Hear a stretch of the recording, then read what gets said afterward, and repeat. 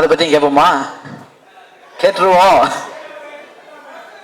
Okay, இன்னும் ஒரு அழகான நேரத்துல நெக்ஸ்ட் யார் வந்து பேச போறா அப்படின்னு சொல்லிட்டு பாத்தீங்கன்னா, சமீபத்துல பயங்கரமான சென்சேஷனான பாட்டு ஹிட் எல்லாம் கொடுத்திருக்கக்கூடிய சூப்பர் சுபு இந்த பாட்டுக்கு சூப்பரா லிரிக்ஸ் கொடுத்திருக்காரு. அவரை தான் பேச இருக்கிறோம்.